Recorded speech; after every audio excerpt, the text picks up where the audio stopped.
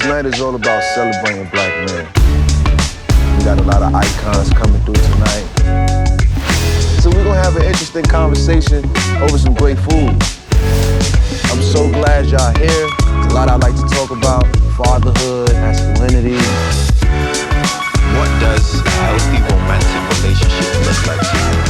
Do you recall your first encounter with prejudice? Tell me you're a black man without telling me you're a black man. I have a do-rag drawer. That's a black man. That is a black man.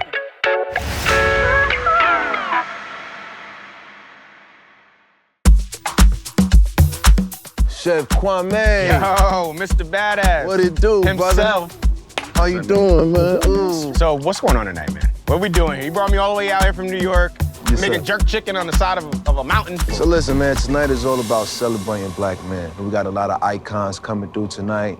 We got Oscar-nominated film producer and entrepreneur Charles D. King. Oh, yeah. Daniel Ezra, star of the hit series All American. We got Kendrick Sampson, from the Insecure family. And we even got Lil Rel Howery. Funny man. Funny man. He's a funny man. man. You know what I'm saying? So we're gonna have an interesting conversation over some great food. All right, man, speaking of the food, I gotta get back to cooking. Yeah, I know you you do gotta that, greet you do your that. guests. Listen. I'll take care of this, you take care of that. All right, bet. All right. Sounds good. All right, man, I Sounds appreciate good. you, brother. Yes, sir, you're ready.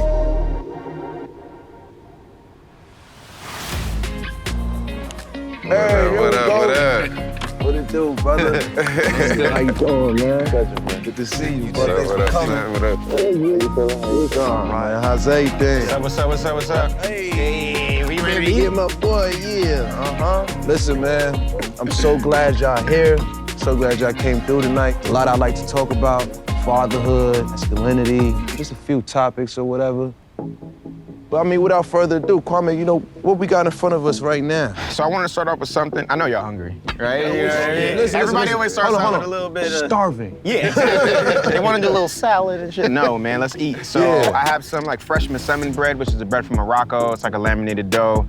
We have some whipped black bean hummus, and then I have some Ethiopian spiced lamb in the center. Oh my God. Yeah, this is like that, huh? What kind of bread is this? So Masemin, it's like a layered bread from Morocco. And there's some hot sauce on the table, too. So this is pepper sauce. Y'all Caribbean? Anyone Caribbean here? All right. So, yeah, read about That's pepper Caribbean? sauce. Yeah, that's Caribbean. Your plane might get lost, but that's the Caribbean. So, gentlemen, got this interesting thing. Got some scrolls here. Everybody get a scroll. Each scroll has a question. So, take one, pass it down. And that's how we start our conversation tonight. Let's start with you, Kwame. All right. What you got on your scroll? Let's see what we got here. All right, tell me you're a black man without telling me you're a black man. I like to sit on the porch. West side of Chicago. I always say renege. Like in spades? Or something like that? You knew it. Oh, well, when you come out of the shower, you better make sure you put on some lotion on your ashy ankles. Yeah, man. And elbows. What about you, man? I have a do-rag drawer. Oh, hell yeah. There you go. That's a black man. Yes. That is a black man. Matches socks with his do-rag. Hey, listen, Charles, what's on your scroll? All right, let's check it out. All right, let's see. All right, what we have. What are some stereotypes of black men and how do they make you feel? First of all, they always love to say we don't take care of our kids, which is fucking ridiculous. Even when you watch television shows, right? And then if you have friends that were white, their dads used to literally go to work. They don't really talk to them and shit. Yeah.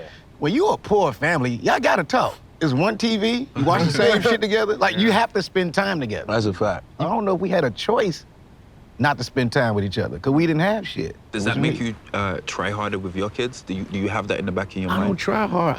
Thank God I had my dad around. So I had such a great example for my father and my uncles, which is another thing too, especially in our business. They want all of us to have this really sad story on why we came up. And I'm like, no, I actually came from a dope-ass family. Yeah. My dad was around. He fixed everybody's bikes in the neighborhood. That's what the fuck he did. He coached our little league team. You know what I'm saying? Like, that's the type of shit I grew up with. And it's like in the hood, but they think that shit don't exist when actually those dads do. And so, like, I hate that shit. That's one thing I hate, yeah. My experience was very similar to yours, Rel. My father was there, man. He was present. He was my soccer coach, my tennis coach. I haven't known anything other than that. And I feel like, unfortunately, media and out there portrays us so differently from what the experience so many of us have had, who've actually had very present fathers in our lives. To black fathers. To black fathers. That's right. Fathers, yes, sir. Yes. Cheers. Hear ye, hear ye. Why is prioritizing mental health for black men becoming more important? Without therapy, it's almost like you're doing a boxing fight, but there's no break between rounds. And so therapy to me is like, it's like somebody rings the bell, you sit down for a second, and there's a coach that's been watching from the outside, and like, this is what you're doing wrong, this is what you're doing right, you're missing that, you're missing that, you're missing that, all right, go back in. That's kind of my best way of description of like therapy. And I hate to shift it just from the black man. I think the younger generation has prioritized mental health more than the former. And I think it's the same thing with my friends that are white. Like, they have therapists. Their parents didn't believe in therapy. But our you generation— had to just be crazy. Just be crazy.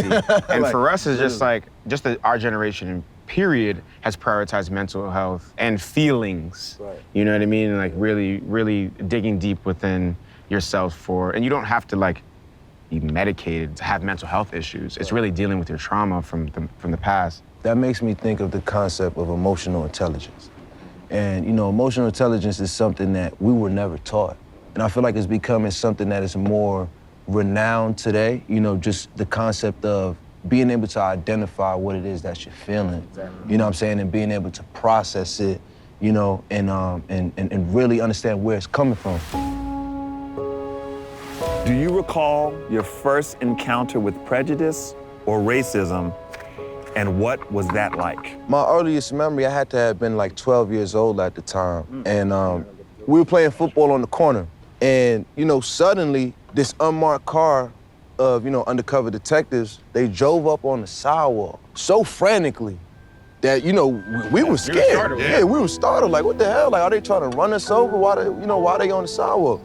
They jump out, and mind you, it's like me and 3 of my other cousins, and we all like under 15. We all under 14, I want to say. Yeah. And, you know, they tell us to get on the wall, and they search us, talking about they got a call that drugs are being sold on the corner. Of course they are. I'm like, brother, like, we're literally throwing a football back and forth. And I remember being on that wall, and, you know, my aunties, my mom, my great-grandmother, you know, they come into our defense, but ultimately being helpless. They couldn't do nothing. I ain't gonna lie, like, as a youngin', that really it did something to me, you know what I'm saying? Like it really did mess me up, because I never, to that point, I never felt so powerless in my life. That's probably my first, most prominent memory of like prejudice and racism. It's always been that way. Oh, yeah. And so it's like, it's not even one story I could fucking tell. It was just different parts of my life where it's like, oh yeah, on the bus, this little white kid called me a nigga. And that was the first time my mother had to explain that shit. On the CTA bus, Chicago Trent, like we was on the bus and this little white boy called me a nigger. Just casually called it. And I didn't really understand what that meant. My mother was fucking pissed. Yeah. You know what I'm saying? Snapped at his mother, and I just didn't understand. I think she understood, and I didn't understand. That was the first time she had to explain to me, like, you know that wasn't a good thing that he said to you. Because he said it so casually. How old was the kid? We had to be like the same age. Right? Like 5, like 6. 6. Oh, man. So that's his He said it so, my mother snapped. I think she realized too the way they were raising us not to experience that. Right. Yeah. So I didn't even fucking know. Like, I didn't watch anything that said that shit. I wasn't around. Like, so I didn't fucking know. All right, I'll jump in. Like, so I grew up in the South. So I was born in Harlem, but my family moved south. So I grew up in Decatur, Georgia, just in the suburbs, just outside of Atlanta. We moved to this neighborhood, and we saw literally, y'all know what white flight is? People were like, oh shit, they had moved into the neighborhood. Within less than 5 years, it went from like 2 black families, it was like, woo woo, they ran, and it was literally the other way around. By the time I graduated from that high school, it was like 99% black. They like literally flew up out of the neighborhood. I'd be like, great, get out of here. Hey, Dan, you want to take us away with the next question? What does a healthy romantic relationship look like to you? And do you believe you know how to receive love? Ooh. I think a healthy relationship for us looks like, you know, two people who are open to counseling. You know what I'm saying? Because I feel like there was definitely a point in my life where I didn't know if I deserved love. Yeah. But there was a point in my life where I was like, you know, I'm not gonna get married. Like, I don't believe in marriage. You know what I mean? I don't believe in commitment. And when I really unpacked that, I realized that, you know, I come from a family where I've never seen marriage. My moms and my dad separated when I was 5 years old. They were never married. You know what I'm saying? So I've never seen that growing up. And therefore, commitment was like this taboo thing for me because I've never seen an example of it. I've been married before, and I think, you know, me and my ex-wife are good friends, and we talked a lot about a lot of things we went through, but sometimes, honestly, I didn't feel seen. I feel like she only knew me one type of way. And so if I showed too much emotion or was hurt about something, I feel like sometimes she didn't know what to do with that. Right. Yeah. For me, I don't think I knew how to receive love until very, very recently. I was always good in the honeymoon stage. Once it got to the point where we start establishing boundaries and making plans and thinking about the future, something in me, the kid in me, would dip. It's so many things you scarred from just as a kid. Like, even with my girl now, it was a time where, like, I wasn't even sure if I deserved her. Because little me wouldn't been able to pull you. And so, like, when my girl first started giving me all these compliments, I wouldn't receive that shit at first. I'm like, yeah, you just talking shit. I ain't handsome, motherfucker. Shut up. So call me fine. But and that's because of that. And again, therapy is a beautiful thing. Where I talked to my therapist about it, and then I had to have another moment where I go back to little kid me and say, hey, you became the cool kid, Rel. It's okay. There is a perception that black men don't do enough to protect black women. What should we do differently to shift that narrative? Ooh, that's a good one. Well, I feel like there was a recent situation that happened. When black women are screaming out that, you know, they've been attacked or they've been wronged or they've been hurt, I think we need to do a better job at not ridiculing them. What are you talking about? Meg Thee Stallion got shot. And nobody wanted to believe her at first. Yeah. I have a daughter, you know, and so, like, if she came to me right away and that's what the fuck happened, that's what the fuck happened. I did an interview right after and started talking about it, and they cut it out the interview. Wow.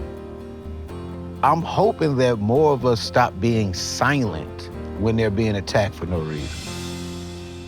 Well, listen, gentlemen, I appreciate y'all for coming out.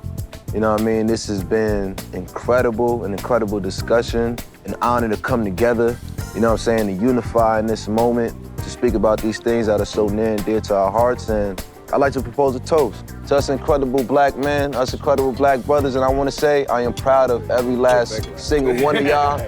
So, All right. cheers. Much love. Cheers, y'all. Yeah. It's been beautiful. It's been great.